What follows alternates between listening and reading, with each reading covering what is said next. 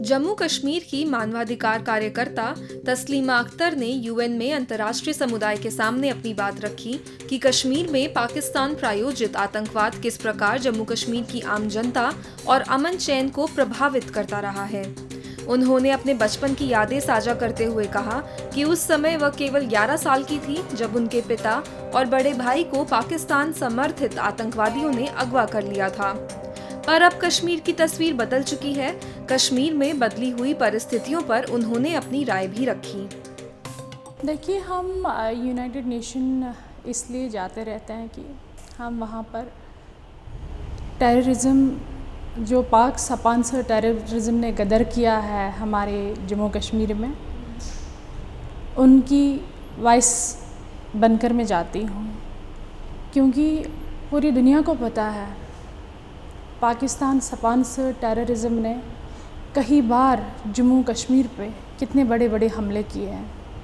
चाहे वो पुलवामा अटैक हो, चाहे वो रिसेंटली बैसरन में पहलगाम अटैक हो, हमारे निहत्ते लोगों को वहाँ पर मारा है। कोई वहाँ पर से छुट्टियाँ मनाने आया था, कोई बच्चों को जन्नत बेनज़ीर कश्मीर का सैर कराने के लिए आया था, तो उन्होंने उनको भी नहीं बख्शा। एक छोटे बच्चे का, मासूम बच्चे का इतना क्या कसूर था कि उसका वो छोटा सा नन्हा सा हाथ अपने बाप के हाथ में, और उसको बाप जन्नत कश्मीर का सैर करा रहा और दिखा रहा है। अच्छा, उसको पता ही नहीं बच्चे को कि क्या ये हाथ Pakistan sponsor terrorists for ever के लिए मुझे छीन लेंगे, ये लास्ट टाइम मेरा हाथ बाप के हाथ में है। तो इतना उनको इतना सा भी नहीं है कि ना वो छोटे बच्चों को देखते हैं, ना ही वो औरतों को देखते हैं, ना वो मर्दों को देखते हैं। बस इसी पर तुले हुए हैं, जहाँ जो लगे दहशत खौफ फैला के रखें ताकि सरेआम इनोसेंट किलिंग्स करे। ये किस हद तक चलेगा? हम यूनाइटेड नेशन से यही अपील करने चाहते हैं कि इनकी अकाउंटेबिलिटी करो, और टेरर फंडिंग पूरे वर्ल्ड को इंटायर होना पड़ेगा against Pakistan sponsor terror funding के लिए। पिछले कई सालों से हम इनको रिप्रेजेंट कर रहे हैं। बहुत ज़्यादा हमने बदलाव देखा है।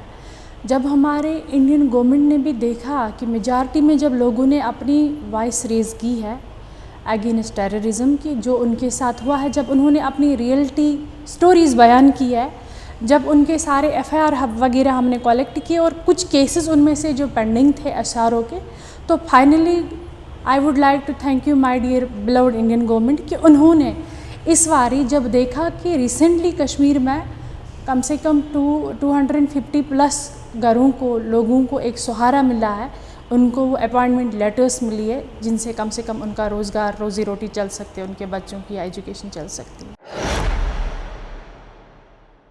सबसे पहले मैं इन चीज़ों को मानती हूँ, इन चेंजेस को मानती हूँ कि जो वहाँ पर पाकिस्तान स्पॉन्सर टेररिस्ट्स थे या बाय सेपरेटिस्ट्स स्टोन पेल्टिंग हुआ करती थी, अपने लोगों में एक टकराव बना दिया था पाकिस्तान ने।